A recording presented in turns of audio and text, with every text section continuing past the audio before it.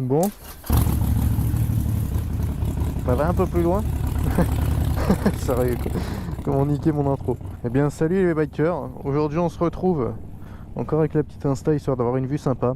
Et enfin avec la 1200 XR terminée à 98,5%. Il reste 2-3 petits trucs.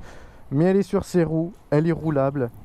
Donc aujourd'hui, bah c'est la première fois où je vais vraiment rouler avec. Alors déjà, pourquoi ça ne démarre pas?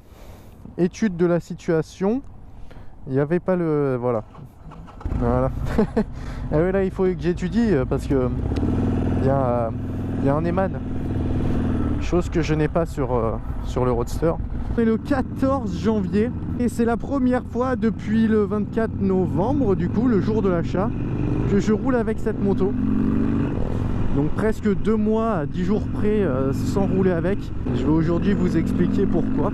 Alors déjà attendez, on va se mettre le rétro comme il faut, parce que vu que j'en ai qu'un, autant que j'y vois bien dedans. J'ai acheté cette moto le 24 novembre 2020 car c'était une très bonne affaire. Sur le papier comme ça c'était en or, en la voyant c'était en or, mais en fait en la désossant c'est moins de l'or.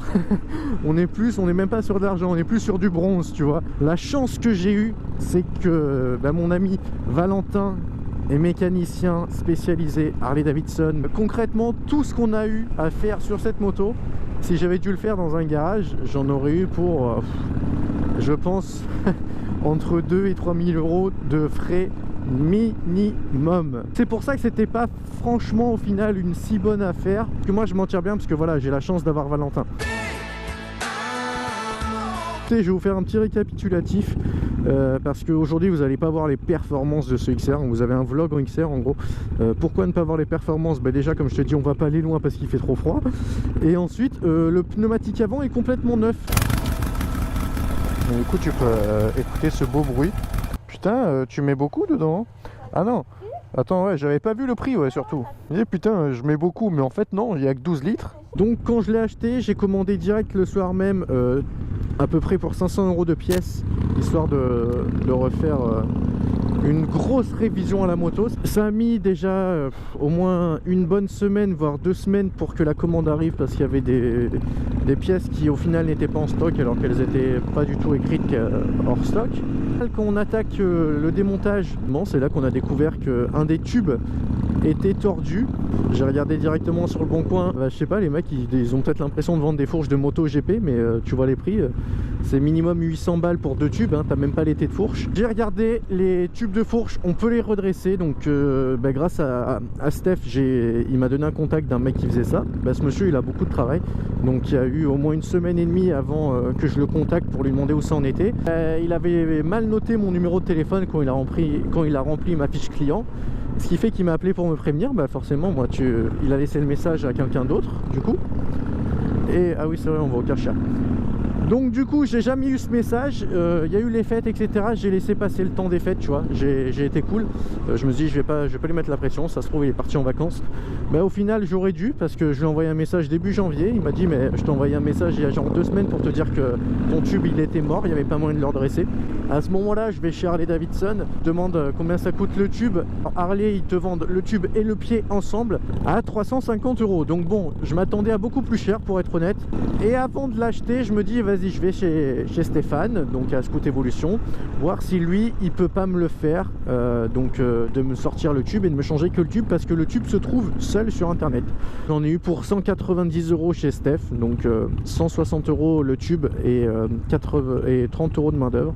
Voilà, donc Steph toujours au top. Et là hier avec Val on a terminé le reste. On se reprend tout de suite après. On va d'abord faire un petit coup de Karcher. Alors les anti-Karcher, écoutez, je vous invite soit à quitter la vidéo, soit à aller vous faire foutre. Mais moi je fais le Karcher sur mes motos et je vous emmerde. Oh putain les gants. Il y a trop de vent dans ce pays. Voilà en gros toute l'histoire de cette petite XR. Mais aujourd'hui c'est terminé, aujourd'hui je peux enfin rouler avec. Et ça fait vachement plaisir parce que du coup depuis tout à l'heure je te parle, mais au final voilà, je te dis pas ce que je pense. Mais ça accélère. Ça accélère vraiment bien. Alors bon ça freine. Bon ça freine hein. Voilà, on va pas dire que ça freine bien, mais ça freine, ça ralentit quoi. C'est une Harley quoi. Voilà, c'est une Harley. Alors j'ai envie de te dire c'est très maniable et tout. Bon, j'ai pas envie d'aller trop loin, encore une fois le pneu avant il est en rodage hein. Il a quoi? Il a 5 km hein. Il a de ma maison à ici, donc vraiment on n'est pas du tout sur un rodage terminé. Le guidon, bah oui le guidon du coup, qu'est-ce que j'ai comme guidon? Bah j'ai le guidon d'origine, voilà. Valentin du coup lui... Ouh là là, je me suis pris une brindille encore. Putain, je vais la niquer à force cette caméra. Valentin lui le guidon d'origine il est pas fan du tout. Donc étant donné que moi j'avais pas de guidon à mettre dessus, bah, il me l'a filé. Et bah écoutez, c'est spécial. Alors j'ai envie de dire, le look j'adore, mais la conduite, alors ça va être soit je m'habitue et ça va être très bien, soit il va falloir que je change. Alors j'y trouve quand même déjà des petits défauts. Le fait que la selle n'agrippe absolument pas. Donc concrètement, vu que moi mon arrière a été rehaussé et que là on a rabaissé l'arrière en mettant la fourche plus haute dans l'été, histoire d'avoir une assiette de moto assez plate, comme un flat track quoi, quelque chose de beau esthétiquement, bah, j'ai l'arrière qui au final est à peine plus haut que l'avant et j'ai le cul qui glisse et c'est pas agréable. Parce que du coup bah, je me prends les testicules en direct dans mon réservoir. Bon, l'embrayage il est dur, là pour le moment voilà on est en balade donc forcément je le ressens pas. On verra bien quand je ferai mon premier embouteillage avec cette moto. Je vous la montrerai plus tard dans une autre vidéo en détail, toutes les modifs qu'on a faites. Du coup bah, j'en profite aussi pour vous passer une petite excuse sur le fait des vidéos sur cette transformation. Parce que bah ouais, j'avais dit que je ferais une vidéo, enfin des vidéos sur toutes les étapes de la transformation ou de la remise en étape, et ça comme vous voulez. Mais le truc c'est que du coup concrètement tu perds la motivation quand tu as toutes les emmerdes dont je t'ai parlé. Au bout d'un moment, une fois que tu as toutes les cartes en main pour que ta moto roule, tu te focalises sur la faire rouler et pas sur faire une vidéo. Et bah du coup c'est ce que j'ai fait, donc désolé pour vous parce que je sais que ça vous intéressait ces vidéos, vous aimiez bien, donc ça ne va pas m'empêcher de vous montrer en vidéo les modifications qu'on a apportées. Vous ne verrez pas en train de les faire, mais bon ça au pire c'est pas grave, j'imagine. Au moins vous allez voir tout ce qu'on a fait, vous allez voir on a fait des trucs assez sympas, franchement je la trouve vachement cool. En tout cas les bikers, je vous remercie de regarder mes vidéos, ça fait toujours plaisir. Si vous n'êtes pas abonné, ce qui est le cas pour beaucoup d'entre vous quand même, je vous invite à le faire. Comme ça vous êtes sûr de louper aucune de mes vidéos. C'est totalement faux, je peux être abonné, tu louperas quand même, on est d'accord. C'est juste pour mon ego personnel de voir que vous êtes de plus en plus, voilà.